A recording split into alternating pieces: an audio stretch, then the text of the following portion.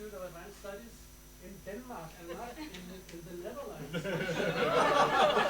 Derek just pointed out to me. I've been walking around with this sign for the last 2 days.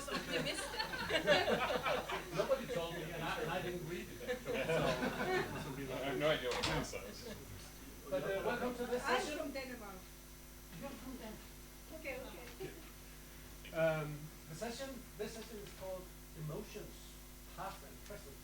And I mean, it is about emotions, and it indeed is about past and present, since we are running from about the 5th century and up till nowadays. But we'll have to jump into it, and our first speaker is Derek Kruger from University of North Carolina, Greensboro. Derek is currently a fellow here. His office is just around the corner here. So, I know where the espresso machines are. Derek, and the title is Effective Rights, Photography and Emotions in Interpretive Literacy. So, Derek, it's yours. So I have a handout going around, and this is part of a much larger project, which is simultaneously about liturgy and the emotions, and also about trying to identify indigenous Byzantine theories of ritual. And I thought, since you're all here in Jerusalem, I would focus on a text which was composed here and first performed here, although has since disseminated throughout the Orthodox Christian world. But we'll be pulling ourselves back into the Greek-speaking Christian communities of early Umayyad Jerusalem. So, a 5th century Greek Christian hymn for the last Sunday before Lent describes how, quote, Adam sat and wept opposite the delight of paradise, beating his eyes with his hands. The entire congregation joins in the refrain, quote, O merciful one, have mercy on the one who has fallen. The cantor even calls on paradise to join in the weeping, bidding its trees to shed tears from their leaves and to bend earthward in postures of repentance. A closely related 9th century hymn for morning prayer on the same day has the entire choir singing in Adam's voice, I weep, I groan, I lament as I look upon the cherubim set to guard the gate of Eden. Woe is me, I cannot enter. 11th century books of liturgical melodies indicate a mournful melisma on the word lament. On Good Friday, a Contagion hymn from the 6th century master Romanos the melodist encourages all in attendance to join with the whole of creation to shudder and groan at the Creator's suffering, recoiling in terror at the crucifixion. But Christian affect shifts over the course of the year from lamentation to joy. And by contrast, the 7th century canon hymn for Easter, attributed to John of Damascus, encourages listeners to, quote, sing Christ's praises, to take communion in divine joy. Let us be radiant, the singers declare to themselves. Christ himself commands them, rejoice, just as he once greeted the women who had come to his empty tomb. In celebration of the resurrection, Christians should even leap or dance. This Paschal Canon hymn thus transmitted ebullience, encouraging appropriate sentiments in response to the salvific deeds of God. Working at the intersection of Byzantine liturgy, the history of emotions, affect theory, and ritual and performance studies, I've been exploring Byzantine Orthodox liturgy as an affective environment, a cycle of performances that both expressed and shaped emotions. And I do so today by considering the Paschal Canon, composed in the 7th century for morning prayer on Easter Sunday at the Church of the Anastasis, that is the Holy Sepulchre, here in Jerusalem. That is, I want to understand the hymn, at least for today, in its original historical performance context in the late antique Holy City. The Paschal Canon employs not only emotional vocabulary, but also affective rhetoric to encourage celebration. And this is example 1 on your handout. Come, let us share in the new fruit of the vine, in divine gladness, tis theas Ephrosinis. and in the kingdom of God on the glorious day of the resurrection as we sing his praise as God to all the ages. Over the course of 8 odes, and for those of you that don't know much about Byzantine hymnography, you won't be offended, as Byzantinists would be, that I suggest that 8 odes is sort of like listening to the whole of a Bach cantata with lots of different movements. But over the course of 8 odes, this hymn both expresses rejoicing and attempts to instill it. That is, it commands the very interior dispositions that the text expresses. The hymn describes, prescribes, and performs ritualized affect. Despite the lack of a complete liturgical rubric for 7th century Jerusalem, many contents of the Easter services at the Church of the Anastasis, that is, the Holy Sepulchre, in late antiquity, are attested by Georgian language lectionaries and hymnals. The canon form emerged in the 7th century to augment a practice common to Judean monasteries and to parish churches in the Holy Land since the late 6th century of chanting 8 or 9 biblical songs, that is, the canticles, during morning prayer. The same ones, every day. Apparently, liturgists regarded the canticles as insufficiently responsive to the liturgical calendar, and composers and poets in and around Jerusalem gradually began to create new works, initially for major feasts, to adjust the focus of the service to the festal season and the lectionary. And it's just possible that the Easter hymn is our earliest example, at least earliest surviving example. So, the emotional register of the Paschal Canon. The Paschal Canon opens with the words, "the day of resurrection," a phrase that echoes the opening of an Easter sermon by the 4th century Gregory of Nazianzus, and others have demonstrated the canon's close intertextual relationship with 2 of Gregory's orations. In fact, the hymn assembles a bricolage of phrases and images drawn from the biblical lections appointed for the day, from the Psalms, from typological models that are culled from other parts of the Bible, from these patristic sermons, and from the sequence of biblical canticles that the canon hymns supplemented, or in this case probably replaced. This imbrication, typical of Byzantine hymnography, reassembles and mediated various elements into one compositional whole. The first stanza, called a troparion in Greek, of the first ode, harkens back to the biblical canticle that the ode replaces, namely the Song of Moses at the Red Sea, with the declaration in Exodus 15, "I will sing to the Lord, for he has triumphed gloriously." Associating Easter with the ancient type of the Passover, the Exodus, the passage across the Red Sea, etc., the hymn declares, "the day of resurrection. Let us be radiant, O peoples. Pascha," that is Passover, the Lord's Pascha. "For Christ God has brought us from death to life and from earth to heaven," as we sing the Triumphal Song. And that Triumphal Song comes right from the language of Exodus. The call to be radiant connects with sense perceptions, visions, and perhaps with the feeling of suffusing warmth with the desired emotional state. In the pre-dawn hours, the congregation joined themselves to the rising sun. And the following verse advises, and this is example 3, "Let us purify our senses, and in the unapproachable light of the resurrection, we shall see Christ shining forth, and we shall clearly hear him saying, 'Chérete,' rejoice," as we sing the Triumphal Song. The triumphal affect thus results from proper hearing and seeing. The congregations should see the light and become the light.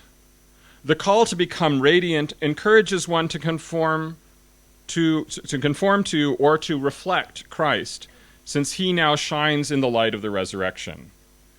Christ himself issues the demand to rejoice, an apparently redundant order, since the song is already in progress. In fact, the redundancy of the requests for particular emotional states remains a key figure of the canon in much Byzantine hymnography, likely following the example of some of the canticles and the psalms. So the text is telling you how to feel, but you're already feeling that way before you sing it. These themes of light and sound, perhaps suffused feeling, and the call to rejoice recur throughout the poem. The 9th ode extends the exhortation to the holy city and to the Virgin Mary, and this is example 4. Photizu, photizu, shine, shine, O new Jerusalem, for the glory of the Lord has risen upon you. Dance now and exult, O Zion, and you too delight, pure Mother of God, at the arising of him to whom you gave birth. The poet quotes the Septuagint version of Isaiah 61:1, shine, shine, O Jerusalem, for your light has come, to pair Jerusalem's reaction with Christ's brilliant resurrection. Even the city should dance with joy, that is, the physical city. If the church itself constitutes the city of Jerusalem, the call is reflexive, with the stanza seeking to generate in the congregants the reaction it already expresses. The 5th ode provides a different instance of redundancy. Here the singers instruct themselves, let us arise early in the dawn, and instead of myrrh offer praises to the Master. They allude to the account in Mark 16 and its variant in Luke 24, where the biblical Marys bring spices to Christ's tomb to anoint his dead body. Late ancient lectionaries for Jerusalem assigned Mark 16 to the Divine Liturgy on Easter Sunday, so that the story would be quite familiar, even if, and this is a speculation here about the order, even if it hadn't yet been read out, but would be read out later in the morning. In substituting praises for myrrh, the singers both recapitulate and improve upon their biblical prototypes. The Marys came mourning, but this is the wrong emotion. When in the Gospel of John, Christ meets the myrrh bearers along the way, he speaks to them with the word cherete, which can mean both greetings and rejoice. Indeed, it is this very greeting that the singers encourage themselves to hear in Ode 1, and it is Christ's first greeting to his followers on Easter. The singers have already accepted their invitation to ritual action, having risen already at the dawn, if they have not instead been up all night long. Now they sing joyfully at precisely this hour. The effect is logically peculiar, but apparently liturgically normal, as the congregation becomes not the myrrh-bearers, but their ideal Christian fulfillment, a worshiping body already performing the prescribed deeds, rising and praising. The 7th ode returns to the myrrh-bearers and the appointed lection from Mark, this time to present the progression of their emotions as a model for emulation. This is example 5. The holy women hastened after you with sweet spices. The one whom they sought with tears as a mortal, they worshipped with joy as the living God. And they proclaimed the mystic Passover, O Christ, to your disciples. In response, the congregation describes its own activity. We feast death's slaughter, leaping for joy, we sing hymns of praise. Earlier in the hymn, the call to ritualized celebration already extends beyond the voice to the feet. Pressing forward to the light with joyful steps, they declare to themselves, and this is example 6, with torches in our hand, let us go out to meet Christ as he comes from the grave like a bridegroom, and with the festive ranks of angels, let us together feast God's saving Passover. This stanza refigures the singers' own ritual movement, their candlelight procession into the church at the opening of the Easter morning prayer, already attested in the 7th century Georgian witness to the liturgy at Jerusalem, not as a movement inward into the architectural space, but as a procession toward the tomb shrine, encountering Christ as did the apostles while on the road. We might speculate about the effects of such a procession in the architectural context of the Church of the Anastasis at the hymn's first performance, as the congregation approached the Anastasis rotunda and the edicule containing the empty tomb. And you can see a hodgepodge of 4th through early 19th century versions of this if you go to the Holy Sepulchre during your visit here. Within the language of the hymn, the congregants process as the church itself, toward Christ the bridegroom and their own wedding with him. Their mood should match those of the angels whose movements and voices they have joined. The 6th ode may even clarify the goal of their travels. Christ has harrowed, quote, the deepest parts of the earth and shattered the everlasting bars of those that were fettered. He now has, quote, opened to us the gates of paradise. In any case, the rejoicing at the promise of salvation that the hymn encourages from its singers is well underway. The command to feast already carried additional meaning. The hymn's performance expressed elation at the Easter feasting, the first taste of meat, fish, or eggs in 8 weeks, an alimentary marker as liturgical as the service itself. Why all the stage directions, the instructions for proper interior comportment and outward expression in the time of celebration? What is it about the liturgy that performs emotional states by describing them, naming the sentiments and commanding them with imperative verbs, even as they are experienced? The singers even give instructions to the cosmic choir and the whole creation, and in doing so evoke the similar emotive character of the Psalter. The last stanza of the first ode calls out, and this is example 7, "Let the heavens as is fitting rejoice, and let the earth be glad. Let the whole earth, both seen and unseen, keep the feast, for Christ has risen, our eternal gladness." The poet quotes Psalm 95, "Let the heavens rejoice and the earth be glad," a hymn that starts reflexively with the self-directed imperative, "Sing to the Lord a new song." And in fact, elsewhere in my work, I've speculated that this is exactly the invitation that the poet has decided to answer. The Georgian Lectionary of Jerusalem, reflecting 5th through 8th century practice, assigns this psalm, Psalm 95, to the litany of the Easter Vigil, in a sense demanding this new song or the new emotion to follow. Later, the singers encourage the cosmic participation in the song itself. Quote, "Let all creation sing Christ's rising." And in the 4th ode, the hymn calls upon the prophet Habakkuk to point out the approaching and radiant angel, quote, "who with resounding voice declares, today is the salvation for the world, for Christ is risen as omnipotent." The specificity of the angel's vocal quality offers the singer a dynamic marking of their own. The angel's words reinforce the festal script with a variant of the Easter greeting, Anesti Christos. It is a very noisy morning.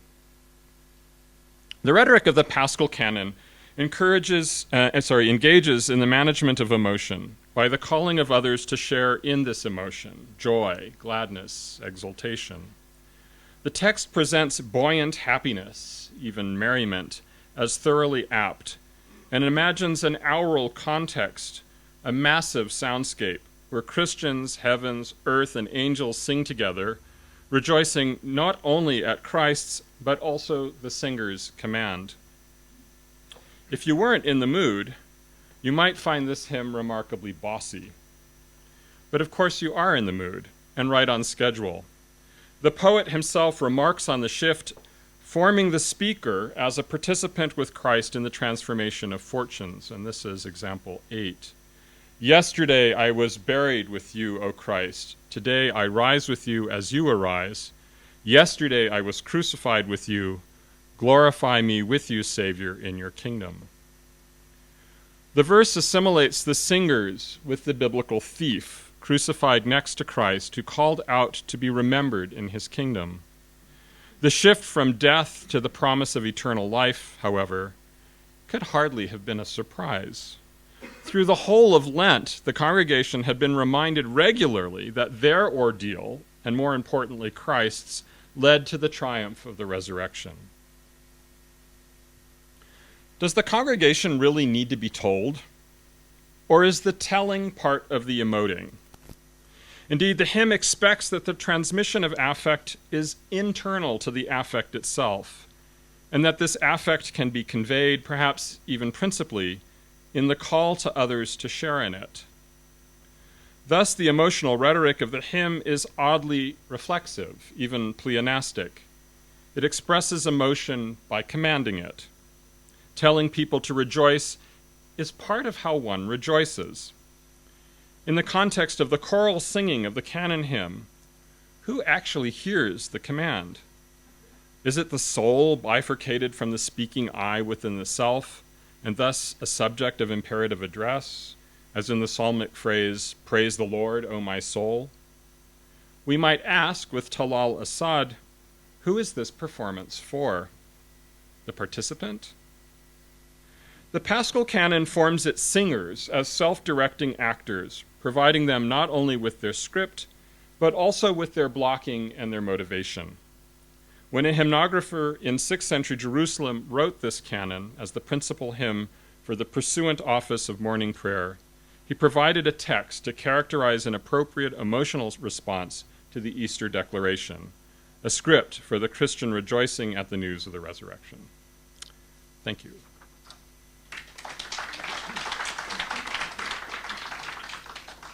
Short, clarifying questions? Everything seems to be clear? Thank you very much, Sure. Derek. We'll have time for a joint discussion afterwards. Now I'll welcome our next speaker, Claudia Wassmann. She's a fellow at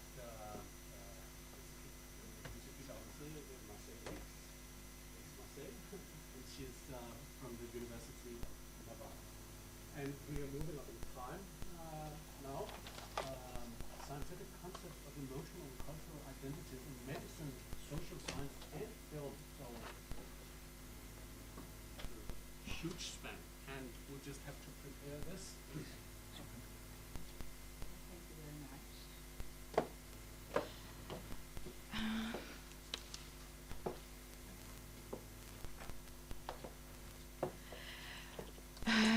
Well, yes, actually,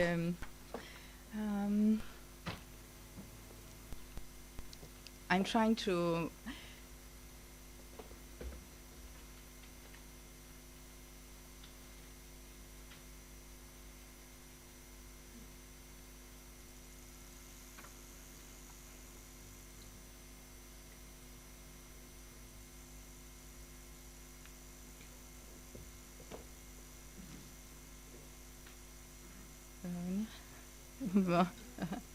anyway. It's coming. Yeah, but it's just a title slide, so it's not a problem. So what I'm presenting is they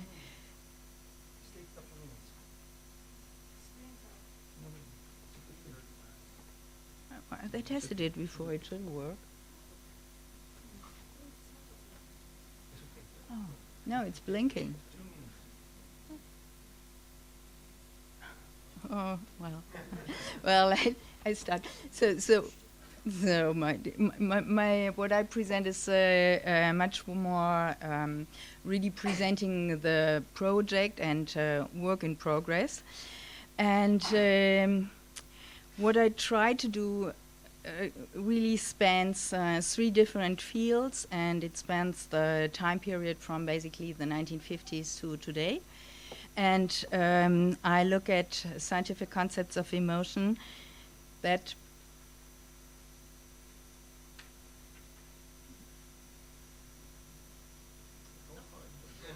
okay, well, I just continue. So I started with looking at the scientific literature, at the scientific concepts that psychological and medical research has produced since the 1950s and to today, and try to assess the impact that these concepts have had on emotional culture and identity in Western societies through cultural productions such as films. And what's innovative about my approach is that it really tries to bring together these 2 approaches and integrate the expertise in the psychomedical field into the current debates in historical and cultural debates. Methodologically, I looked at, I started with a quantitative content analysis of the medical literature and singled out the main concepts that emerge when you look at the keyword emotion. What do you get under the keyword emotion when you search the medical and the psychological text, and which concepts were useful to trace through their transformation in the social sciences research and in audiovisual media? And there are these 3 things that come up. They are not in, so the most frequent is fear, it's followed by stress, and then the concept of basic emotions. And the concept of stress, for instance, is particularly interesting because it moved between disciplines, from physiology in the 1950s to psychology in the 70s to sociology in the 90s, and it shifted meaning on the way and became associated with burnout. And stress-related illness serves to characterize the emotionality of a person, and features like emotional resilience link concepts of emotions and identity. And now today, stress is just used not in the medical context, mostly not in the medical context at all anymore, but as a catch-all phrase to characterize all kinds of discomforts with society. In the following, I say a little bit more about the medical concepts. There are a few keywords. What you can find when you look deeper into the literature under these keywords and how emotion is structured in the medical field. And medical research is basically interested in individual differences and in pathology, and they were first articulated in terms of physiological reactions of the body, then in terms of psychosomatic manifestations, and now in terms of brain function. And these are both not scientific, but popular scientific depictions of the brain. One is from the 1920s, and this one is from today. And this way of kind of picturing the brain has become very frequent, and well, what it says about the scientific content is a different point that I don't want to go into. So emotional processing in the brain is linked to specific structures, the so-called limbic system, widely publicized as our reptile brain, our reptile heritage in the 1950s. And more recent research still studies that, but reveals genetic variations that affect basic physiological reactivity of brain structures that are part of the limbic system. And until the 1990s, medical research was the only domain that could study the brain, the living brain and post-mortem brain. And the best known icon for this lesion study called approach that we know is up there. It's the skull of Phineas Gage that was made very public by the research of Antonio Damasio, who became one of the figures who is associated today with knowledge about emotion and so on. And physiological research and neuroscience took over from medicine when this brain imaging technique became available, and we have a big increase of the literature since the late 1990s, and especially in the first decade of the 21st century. And the most discussed and best known structure is the amygdala, which became strongly associated with fear. And in the medical field, this means that when the amygdala is activated, everything that you take in is processed in a different way than when the amygdala is not activated. And there are people who are genetically more reactive, so whose brain is more reactive. They will react more sensitive, for instance, when people look at them. We know that under different topics like stage fright or something like that. And but this feature has been extended. I think I have to hurry up very much. So this is just picturing the key research that showed this kind of findings, that when we look at fearful faces, for instance, the amygdala is activated, and there are genetic differences in how active the amygdala is. And when you look at further at the genetic differences, you get differences in neurotransmitter concentrations, which also on the normal have no importance, but they can turn out into behavioral changes and into vulnerability for psychiatric illness or character types and so on. The stress concept so the basic research really asks how are emotions created on this very brain level, what is the function of emotion and cognitive processing, and how can this genetic variation explain individual differences and behavior. And I insisted so much on that because there is a new trend in research that expands from these genetic differences to make arguments about cultural neuroscience, to extrapolate from very small genetic findings to preferences for individualistic or collective societies. I say a few words about that later. I just return briefly to the stress concept. This concept implies individual differences in physiological reactions, and linked to this concept was research on cardiovascular disease and hypertension. And there was the so-called type A personality, or the manager's disease, which stood for a risky behavior that increased the risk of suffering a heart attack. The concept actually reaches back to the 1914s when the outbreak of the First World War, when Paschal Canon worked on emotions and physiological reactions and homeostasis and coined the flight and fight concepts to describe the two different types of fear responses. Canon pointed out that the body has automatic mechanisms to maintain an equilibrium.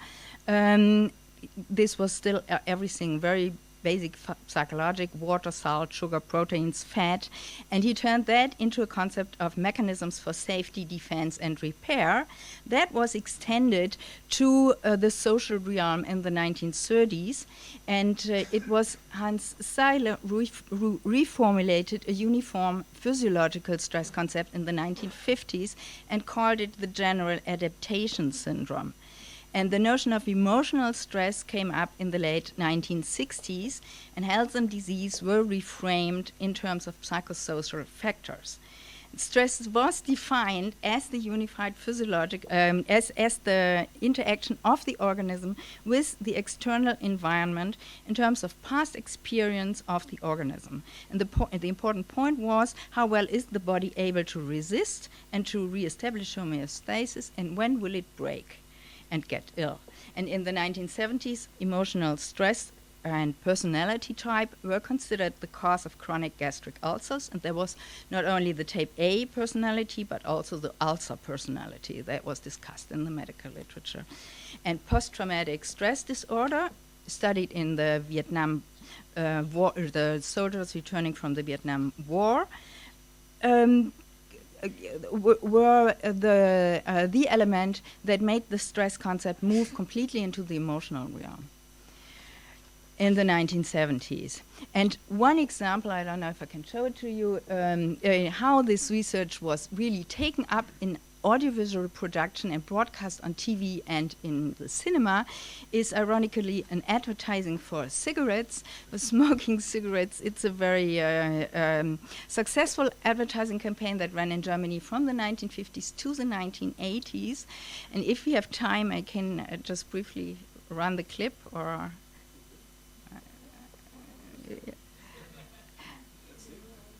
let's see if he does want to do it.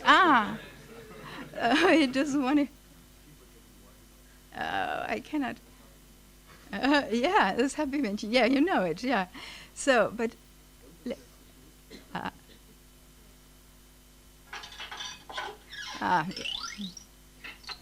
No, it was already over. I have to go back, and so I'm sorry.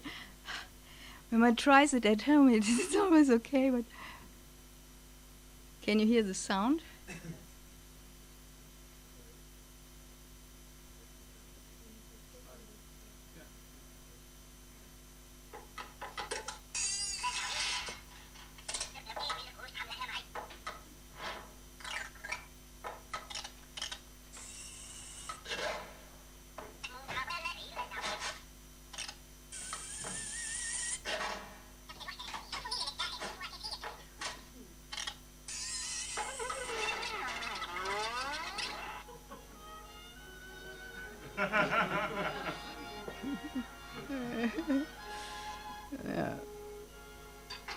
Well, so that it ran through the years. So it was. And this is just one example of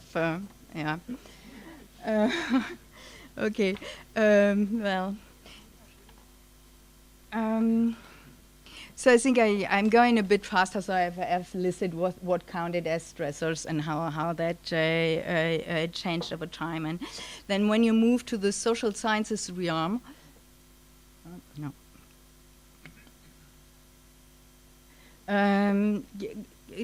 the concept was reified in the social sciences when in medicine it became clear that gastric ulcers are not caused by psychosomatic manifestations but by a bacteria. So the stress concept became useless for medicine, and then it was reified, and Khoury argued that the concept was so successful because it corresponded to a search for a new relationship between the human being and the environment. And so when it is taken up in the social sciences realm, the concept is linked to techniques of self and the abundant self-help literature, improving one's life. And sociologists speak of a therapeuticization of society, and extrapolate from the medical concepts to society at large. Very important for my field is the work of Eva Ilus and of Arlie Hochschild. And this concepts of emotional management, psychotherapy in society, and so they are of course taken up directly in film, but I would also like to use the films to as a test case to prove in how far this concept that social sciences paints is also painted by people working in the audiovisual domain and taking a completely different look at society.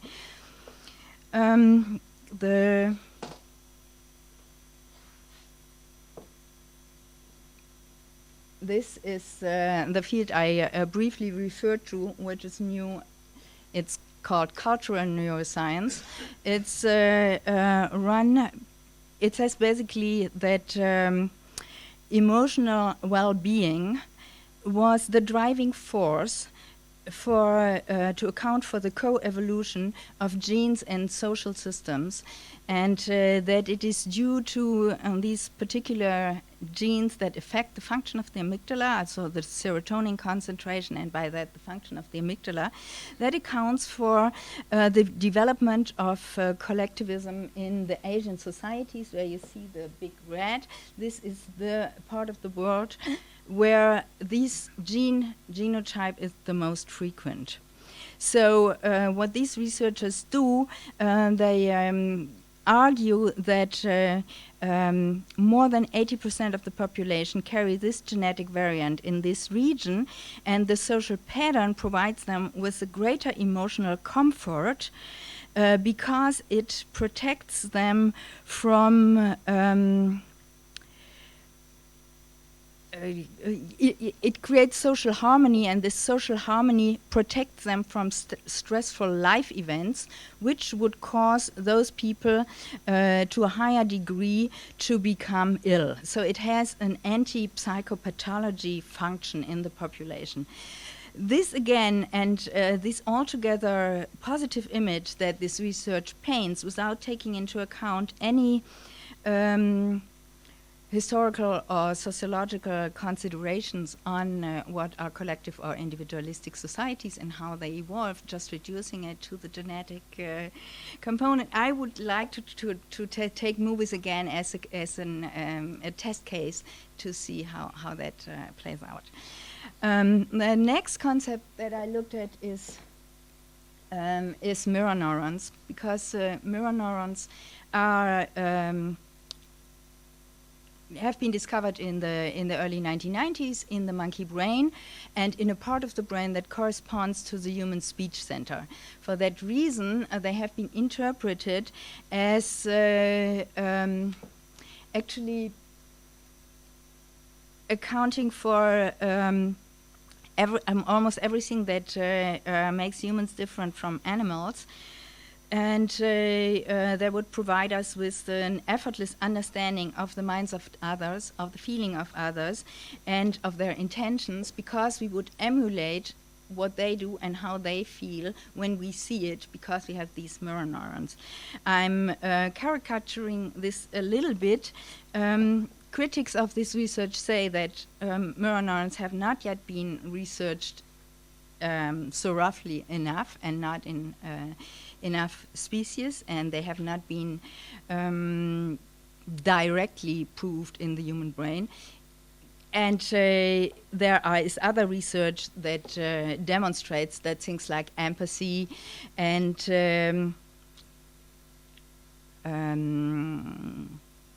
emotional contagion can be explained also if one does not take into account mirror neurons. So they make a theoretical argument against the mirror neuron theory, which is not taken into account by the proponents of the mirror neuron theory. But the mirror neuron theory has spread widely in the humanities literature and cinema and media studies, and this concept is used to interpret films, to rewrite film history, to explain the appeal of films, because we would allegedly, when we see something on the screen, feel the emotion that we see because of this system is actuated. So it is seeing when you see the James Bond movie, and here you have the still. I can also show you the clip, the animated clip. So the spider is moving, and the research says we get disgusted when we see a disgusted face, and we fear because we see that he fears. But if you would actually, I don't know if I have time for that, run the scene, that you run the clip. It's 1.5 minutes. You have another 2 minutes left. No, no. Then I'm okay. I'm not going to show it. So yeah. So that yeah. Yeah. You can do that. So. So there's a lot more to interpreting, to creating emotion in film, to interpret the emotion. There's a distinction between the emotions portrayed, the viewer emotions. But it gets interpreted in this new scheme as if it's all automatic, and because we have mirror neurons, we understand each other instantly. And yeah, the other argument is that mirror neurons prompt us to look more directly at the image itself and not so much at narrative, which has served. So this was another example of heights, but which I will skip also. So. I try a little bit to use the films to look first for changes in emotional pattern. Do the expressed values shift? Is there a shift in the scenes that are addressed? I started with comparing specific genres like science fiction, which was produced in the 70s and remade in the 2000s, and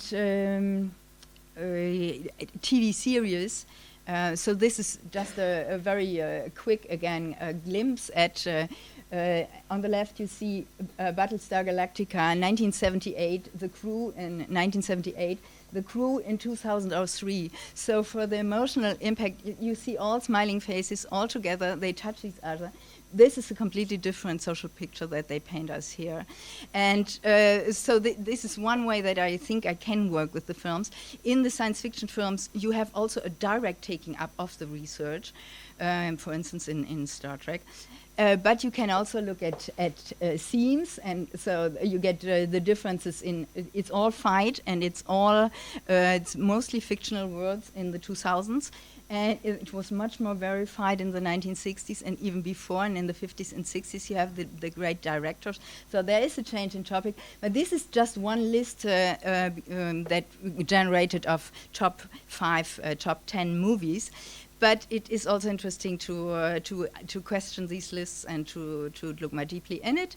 The last thing, these basic emotions, which date to Ekman, which are here he has contempt in it, but it's actually in the basic emotions, not contempt, but happiness. This is the actor of a TV series which is called Lie to Me, and Paul Ekman was the advisor to the series, and that takes up emotion research directly. But it shows you actually that they look just at the facial muscles. Body motion is expressed, of course, in the eyes, which we don't have here. It's in the voice very much. It's in the posture, and well, yeah. So these just the limits on when you look at archives, you get peaks for emotion, but they don't really tell you that it was most emotional in these years. So it's a bit tricky. There are my 3 columns that are next to each other, and I thank everyone with the little cats from our institute. So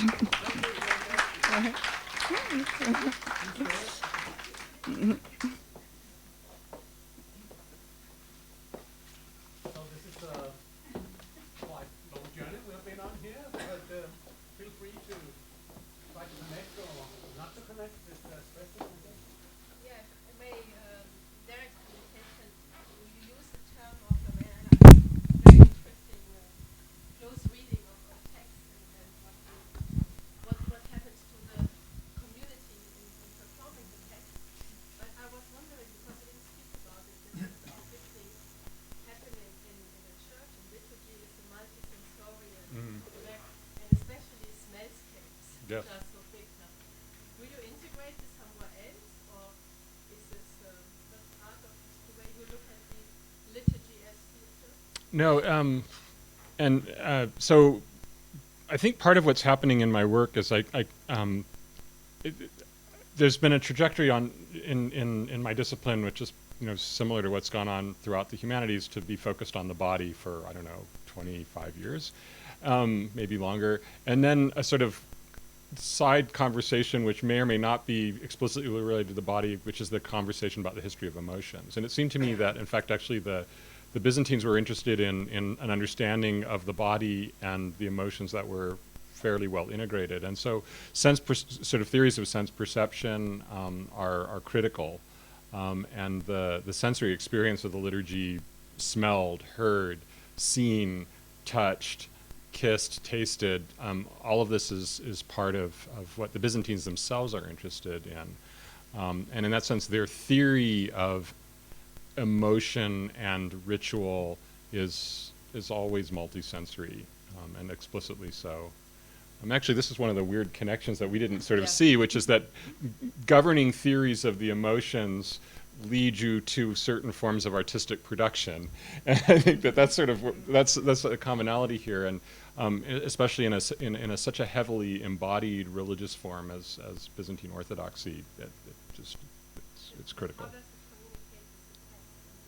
Because you think of theater of emotions, and it's so much focused on the text and how the text resonates with Right. anticipation and performance. Yeah. So what is the role that was so my question? Right. So there are a couple ways that I get at this. Actually, the myrrh is really interesting. So the women are coming, the myrrh-bearing women, which is it's incense, but it's also a kind of recapitulation and repair of the wise men bringing the myrrh to the baby Jesus, which is made explicit in some of the other hymns for actually especially for Good Friday.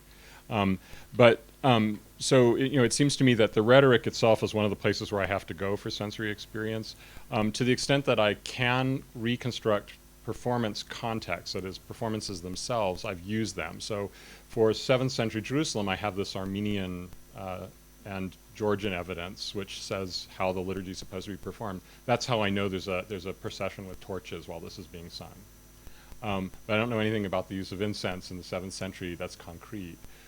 When I get to the 9th century, I've actually got much, much more evidence, and there I can actually talk about multi-sensory. I can know what icons are being carried and all that kind of stuff. So, I'd like to ask you, what about the music? I know we don't Right. we don't know about the music. But and Manuel came just to hear about the music. What is actually the significance of our lack of knowledge Right. about music? Because Right. So the lack of knowledge of music is interesting. Our earliest decipherable musical notation for this hymn, like for all Byzantine music, is 11th century. Peter Jeffreys took a explicitly philological approach and looked at the forms of the music as preserved in 11th century manuscripts for Georgian performances, for Armenian performances, for Greek performances, Arabic performances when they start to show up, which is a little bit later, and use that to kind of go back to reconstructing a common melodic shape, although in fact one of the things that's most interesting about his study is the degree to which each of these traditions departed from the sort of original melodic form with embellishment. So that means I don't know what the music really sounded like. Everything's 500 years later. Everything is confusing in that sense. To the extent that he reconstructs a melody, I can see that it could be rousing, but I actually can't tell you how that melody was actually performed. It's actually something Manuel has talked about as well. Just because you have the tune doesn't mean you actually know anything about the performance of it. And so I've had to work with the texts talking about the performance. Yeah. Okay, see up there.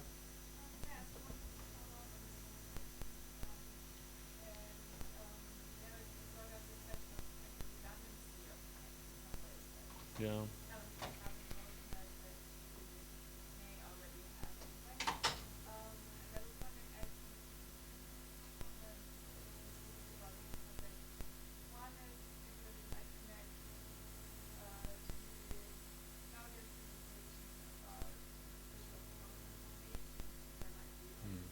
Yeah.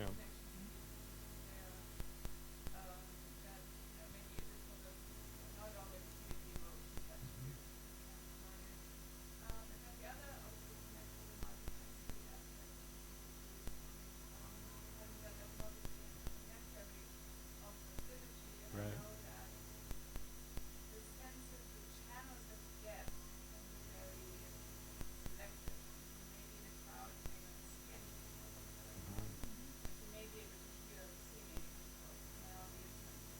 Yeah.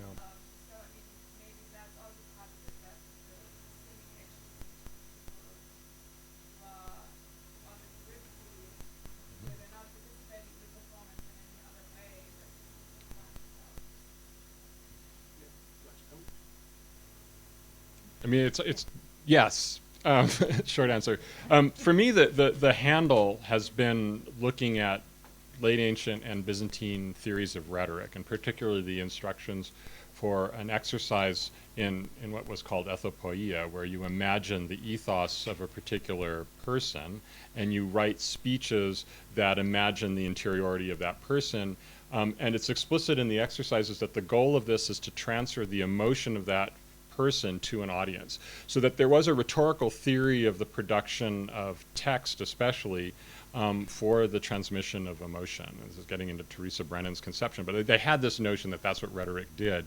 And even though I don't need my hymnographers to have been trained in rhetoric, it's pretty clear that they're part of a rhetorical culture that assumes that that's what you're doing when you're writing a text like this. And I think that you're absolutely right, that the text in some sense is one of the things which is most transferable within a space that might get very crowded. The music being the obvious other. Would you like to come in? We'll need to have short answers and short questions, Claudia. Well, what would you like to hear about emotional contagion? Yeah.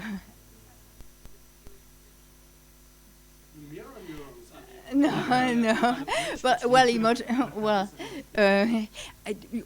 I don't know if I would apply that to your. How far is the person away that you think of? So you have emotional contagion on a very basic level when there are two babies, one starts crying, the other one starts crying too. This is emotional contagion that works on that very basic level. Well, yes, sure, you could find when you have music, sound, when you have singing, you could have something of that. But I don't know if that is actually the mechanism that would explain it. I know that there's research done at the Max Planck Institute for Human Development on music performance and the synchronization of the brains when people perform together. But I don't know how that applies to the bystander. I have another 3 questions for you. Yes, one question for Eric. It's really fascinating material, this performative rhetoric here, the canon and remarks from Chrysostom's teaching style. He also transports his audience into biblical stories and Yeah. makes them reenact the biblical stories in a way. And usually does so to influence not only their emotions, but also to change, to transform their attitudes and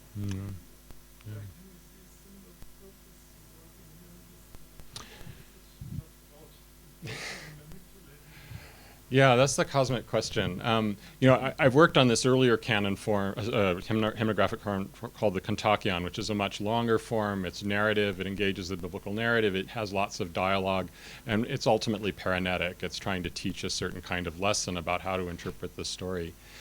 That's not happening, as far as I can tell, in the Easter canon, the canon, which is a different kind of liturgical form and is especially for morning prayer, responds to the biblical narrative but doesn't usually replay it. You get bits and pieces, but there's no kind of narrative continuity. And I just think there's some different aesthetic going on there. And I've written about this before, but I'm not sure that the answers that I've come up with in the past are still holding. But I don't think that there is a strong emphasis in that sense. Simon? Following the same line as the Fred Claudio's methodology of depth. Yeah. And that's to say, not only do we have the rhetorical material from John With the medical stuff, but too. we have a whole series of texts about what are the correct emotions to have and Mhm. control them. Yeah. So I don't know, I stopped at the mid-century. So in your period, did you have guys actually doing some technical material that, as it were, Claudia has, that would actually help you? That's to say, what happens to all this work that we've got from Paschal and elsewhere? Yeah. What are the correct emotions to have? How do you control emotions? I mean, don't go to church as a blank slate. Right. Appreciate knowing how you're meant to behave. You've got a series of normative instructions. So do you have that material? Mostly we have rhetorical stuff. We have some medical material, but it's not super helpful. I mean, it's just some. I mean, there is some sort of but the huge repository for this that's really been untapped is liturgical material. We have so much hymnography, and people just have ignored it. And so I'm sort of stepping in. I mean, that's a good place. And because the language is so full of rhetorical exhortation to emotion, that seems obvious. In the early period, the later period, there's so much material. Yeah. People say, stand like this, you must not cry, it's quite this much, not too much. I know we have that, and we. So you must have Yeah, and especially in monastic theoretical literature. I mean, the kind of the Bar Sinufius and John is a great place to go for that. Yeah, absolutely. Yeah. I mean, concerning the film part, this really could call for a discussion about recitation versus representation. Also, this Yeah. is about the neurons anyway. But the last question is for you. The musicologist. Well, you talked about joy, which is the thing that doctors in medical literature normally doesn't cover. But the reference to dance, is it, do you think, just a rhetorical strategy to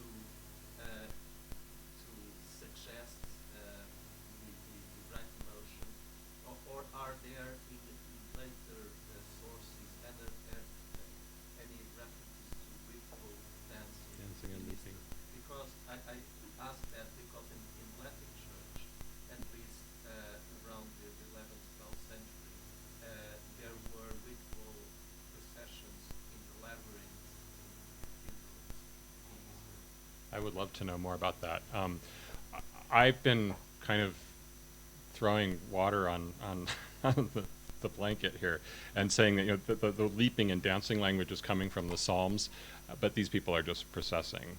But I could be wrong, and it could in fact actually be that the Holy Sepulchre becomes a whole kind of stage for a ritual dance. I don't think so, but I should probably be more open to that.